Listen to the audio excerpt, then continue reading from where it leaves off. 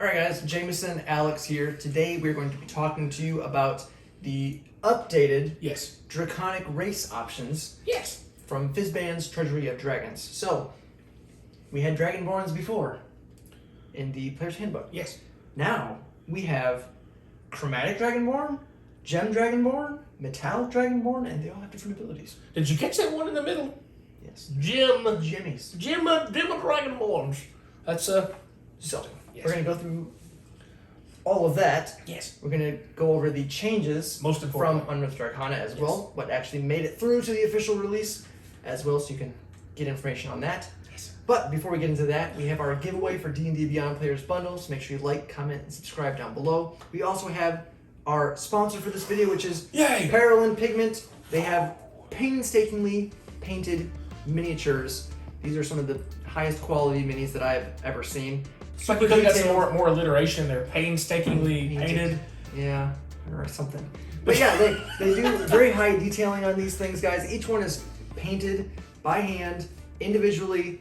So whenever you get them, there's not going to be another one like it. It's completely unique. Great gifts for DM, stuff like that. All that put aside. We'll get into the nitty gritty why you're here. The race options. And let's start with me. Yes. Because this is what I currently play. Yes, in our main campaign. In our main campaign. Campaign. That's it. That's the word. That's it, for sure. I play a blue Dragonborn in our main campaign, so this is going to be interesting. I already asked, I was like, hey, DM, do I get these things? He's like, maybe. I was like, oh no. Maybe you'll awaken more of your ancestry. There's going to be something bad that happens in order to trigger getting this. Knowing him, there's always a cost to everything. Chromatic ancestry, so if you choose a chromatic, a white one or a red one or a blue one or a black one or a green one.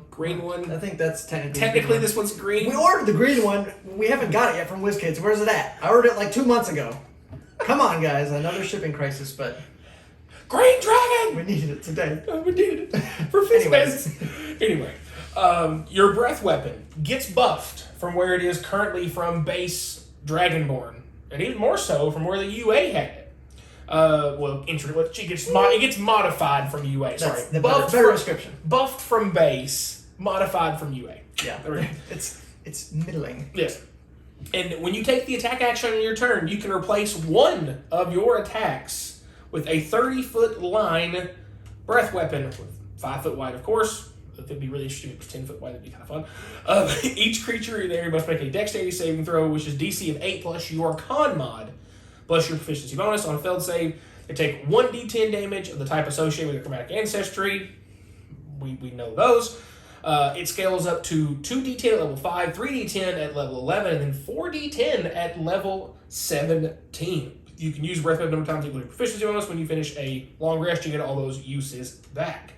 You have resistance to the damage type associated with your chromatic ancestry, of course, as always. And finally, starting at 5th level, as an action, you can channel your draconic energy to protect yourself. For 1 minute, you become immune to the damage type associated with your chromatic ancestry. Once you use a trait, can't do so, finish a long rest. You turn that resistance into an immunity for 1 minute. Yes. And the main changes on here from Unearthed Arcana, originally the breath was 2d8 to 5d8. Yeah. And they changed it from 1d10 to 4d10. Yep. So the cap is still the same at 40 if you roll 4 10s or you roll 5 8s. That's still the same. Math. But the base is going to be a little bit weaker, so it's going to scale maybe a little bit slower is probably the best way to say it. Because, 2d8 on average, you're going to do 8 damage, versus 1d10 on average, you're going to do 5 or 6 damage. Yeah. So, a little bit weaker early on, which is probably a little bit more balanced, because you are replacing a weapon attack with it as well. Yep. So when you get extra attack... Yeah, at level 5, it's when it scales up to 2d10, and you can attack and... Yeah, longsword breath. Yeah. I mean, it's essentially not that much difference, because, but still nice. But and then the second thing is the warding. It started before Unearthed Arcana at level 3, and they moved it to level 5, so just some minor tweaks on there. No problemo. So, moving on to the Gem Dragonborn. Yes. Same normal stuff. Humanoid, medium, 30 feet. Right, that's all the same. Gem Ancestry.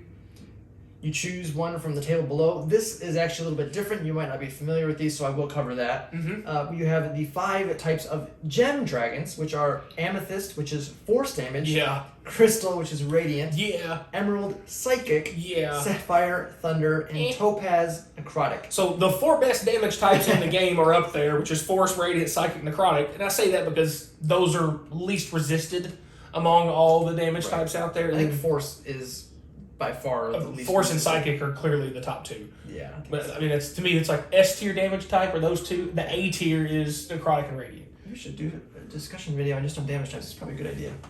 Anyways, Whoops! Spoiler alert for a future video. Forget Rain's it. Anyways, you also get a breath weapon because, of course, Dragonborn.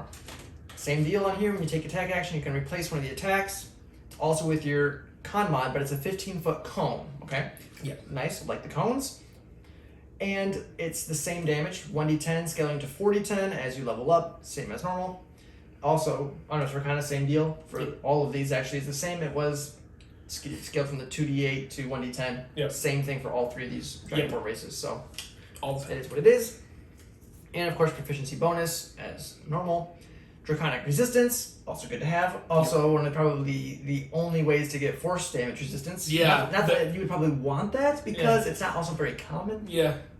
But You're doing the if force you damage, want it, so you can get it. Yeah. I'm thinking just of maybe a couple subclasses that give resistance to force damage, or like all types of I don't resistance. know if there are any. I know there's one. Force damage. I know there's one, but I'm Maybe. trying to remember what it is. I don't remember off the top of my head. I can't think of one. Tell us in the comments Yeah. where I know it exists. Look it up for us, so I can't be bothered. Well, not right now. Not yet, not in video. Anyway, Psionic Mind is another ability you get. You can send telepathic messages to any creature you can see within 30 feet of you. You don't need to share a language for it to understand these messages, but it must be able to understand at least one language to comprehend them. And this is one thing I think was changed as well. Yes, they actually removed a line in here, which I think actually makes it more confusing. Yep. It had this sentence in the Unearthed Arcana at the end. Your communication doesn't give the creature the ability to respond to you telepathically. Yep. They took that out. Yep. Now, it doesn't say anything about them being able to respond to you, But it doesn't say they can't. but it doesn't say they can't either. So I would assume that they can't, Because it doesn't but say they they can. removed that line, so it's kind of like, wait, why would they do that Yeah. if they couldn't? I don't know. It's weird. I don't know why they got rid of that. Yeah, I feel like it was nice to clarify. that Removing they couldn't respond. clarification is never a good thing. It's just one not- sentence. It's not like a paragraph. You Yeah. know, it's like whatever. And then also they changed the last ability, which is Gem Flight to level 5. And with that, you can use a bonus action to manifest spectral wings on your body. The wings last for 1 minute, and you gain a flying speed equal to your walking speed and can hover. You can do this once per long rest. And as with the chromatic, it was originally at level 3. They bumped it up to level 5. So Not a big just deal. a little level change on there. Of course, finally, we have the metallic Dragonborns. Metallic ancestry, just like with the other ones, not as commonly known. Brass is fire, bronze lightning, copper acid, gold fire, silver cold. Everybody knows the regular colored chromatic ones are more common, but quick little review there. Breath weapon works the same as the other 2, scaling off 1d10 to 4d10 over the course of time. You do get the draconic resistance as well, matches your type. Nothing weird there either. The difference is where the breath weapon comes in compared to the chromatic dragon. It has a different little effect to it. At 5th level, you gain a second breath weapon. When you take the attack action on your turn, you can replace one of your attacks with an exhalation of a 15-foot cone. DC for this breath is 8 plus your con mod plus your proficiency. Whatever you choose, this trait, choose one. You can get an innervating breath or repulsion breath. The innervating breath, each creature in a cone must succeed a constitution saving throw or become incapacitated until the start of your next turn. Pretty good. That's pretty fun. Can't take actions or reactions. Yeah. If you're not familiar. And then repulsion breath, each creature in the cone must succeed a strength saving throw or be pushed away 10 feet and be knocked on their keister. Pretty solid. Yeah. And once you use the breath weapon again, you can't use it to finish a long rest. Yeah, so you can only do either one of those. Right. So you have your regular breath weapon, Right. and you have your metallic breath weapon. Your regular breath weapon, again, is proficiency bonus per day, and then you have the metallic breath weapon, which is a once per day. And I think the metallic breath weapon is definitely very interesting, Mm-hmm. but unfortunately, I think both of those saves are probably some of the worst saves to possibly have against creatures. Late game, for sure. Yeah, everything has got a high con as you get higher levels. Yep. Strength is a little bit more hit or miss if you're fighting casters or Yeah. things more like that. It's not an issue, but there's not a whole lot of high-level creatures that fall into that category. This is true. So they're definitely very nice. Maybe better for lower-level campaigns, probably. Yep. More effective, I should say. Yeah. Because also, it's based on your con modifier as well. So it makes me think for all of these Dragonborn, just in general, picking things that are going to want to focus more on con, like martial classes, might make these breaths a little bit more effective. No one really is just dumping con, but if you really want to really take unless you're a rogue that has uncanny dodge and evasion anyway, like our rogue does, he doesn't care. Yeah, he just does tons of damage, but he almost dies all the time. now he's starting to feel it a little bit. Yeah, I don't need that, and we're like, okay, we should probably have a little bit more. Since everybody in our party now has at least 30 more health. Yeah, but he also got Shield Guardian thing, so that got way more complicated. That was your fault. Yeah. I do things for myself sometimes. All that being said, then we have to pay the price later. Moral of the story is don't give a rogue a Shield Guardian. Who would have thought? The Urge TV, note of the day. Yes. Don't do so that. Yeah, definitely some nice buffs all around. And again, same thing with the Metallic Dragons. Yes. It was changed. The damage was changed to the D10s, and also level 3, level 5 for the Metallic Breath. So, and not just because it's going to benefit me, which is great.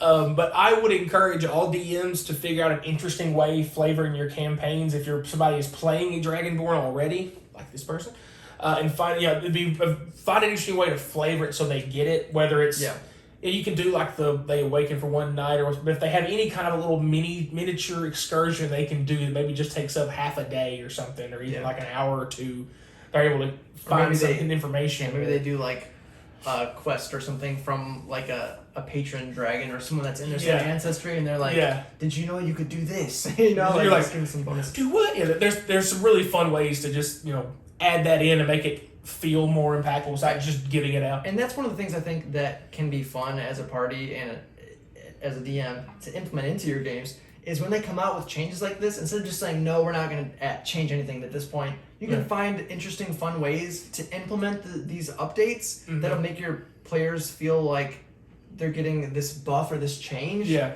But at the same time, it's still in line with Wizards balancing and everything as well. Sure. And just add a little bit more way to spice stuff up. Because if you've been playing, like Alex has been playing Blue Dragonborn for years now at this point. At this point, we're like 3 years into our campaign. This one's been going for a while. I think it's longer than that now, actually. I think it's longer than that. Yeah. It's totally longer than that. It's like 5 or 6 It's at least 5. Yeah, it's been a while. We're getting old, man. Yeah, I know, right? But anyways, that being said, it's definitely nice to have an update to one of these iconic classes. Everyone loves dragons, and I think just this book in general is a lot of fun for people just because dragons. I mean, Dungeons and Dragons. So I'm looking forward to the fact when we go through the fact that they now have different ages of dragon turtles. Exactly. There's an ancient dragon turtle. Yeah, let us know, guys. If there's specific sections of the book you want us to discuss or go over, let us know for sure. But yeah, we have lots more stuff planned on here to go through. But yeah, make sure, again, you check out the sponsors, Peril and Pigment. They're minis, great gifts for DMs, friends, whatever. The best way to bribe your DM is with a free present. There you go. And they're great just to put on display because they are high quality as well. So you just want to put it on your desk or something, that's great. And they're actually really affordable as well compared to some of these on here. You could get a mini that is comparable in cost to one of these big dragons, but is much more well made, I would say. It's custom. Exactly, because it's hand painted by, painstakingly hand painted. So yeah, make sure you check them out, guys. If you liked the video, make sure you like, subscribe, hit the bell notifications so you know when our new videos are coming out. And as always, thanks for watching.